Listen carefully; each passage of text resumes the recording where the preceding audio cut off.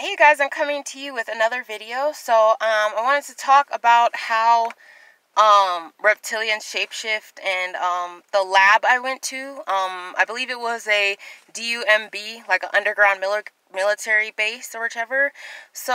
During this abduction, I remember like one night I was taken and it was the same reptile guy as usual, but I think this time he had wings or something. I'm not sure, but I remember just flying through the night sky. Like, he was holding me and we were just flying through the night sky. Like, I could see all the city lights, like all the city stuff. And then I remember like we were going through like a forest, and I think at one point it turned daytime. Yeah, I was able to see all these trees, and I remember thinking, oh my god, it's so beautiful, because I always wanted to go to a place like that, you know, like, where there were just a bunch of trees and nature and forests and stuff. So I remember being like, oh my god, it's so beautiful. Then I remember things getting dark again, and it turning maybe night again or something like that or so. And I remember, next thing I know, I was on this kind of a train thing. It kind of was like, let's say one of those things that they would have in the like railroads that held like all the coal, like one of those square little rectangle things. I remember I was sitting in one of those, and then I remember being wheeled through this tunnel. And this tunnel was really dark, and I was in this thing, and it was interesting. I was like on this tub-like thing on this railroad. I then remember we got down to the base, whatever this underground base was, and then I remember I was taken through these rooms, like I was given kind of like a tour, and this woman, she had like brown hair.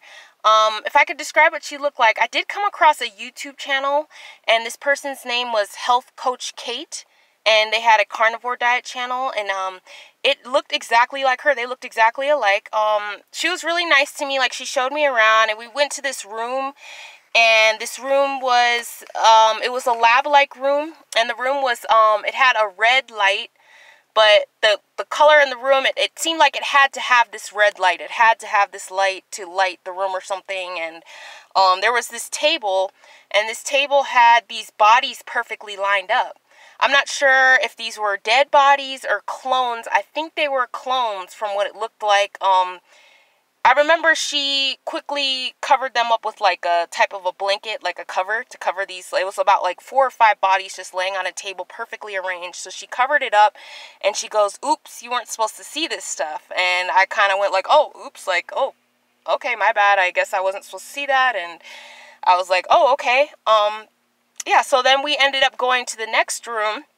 The next room was a lab-like room, and it was like white in the room. I did see some plants on the shelves. There were different kind of like beakers and all different kind of like lab-like type of stuff. There was a platform in the middle of the room. So I specifically remember looking on this shelf, and I remember going up to this little, it was a rectangular type of container, or like glass box thing or whichever, and it had this jelly inside. It was clear jelly, and then inside of that there were all these little mini white horses. These white horses were very small, they were miniature, and they were inside of this jelly. And I remember looking at them like, ooh, that's weird. I think I put my hand in and maybe touched them and like put it back or something, and I was kind of just looking at everything and interested. So the next thing that happened, there was this guy there, and this guy, his name was Mark, I found out later to be, but I do believe it was John who shapeshifted. He was shapeshifting forms. A lot of these reptilians, they shapeshift forms, but I can see the slight differences within the form when they change the forms of what they look like.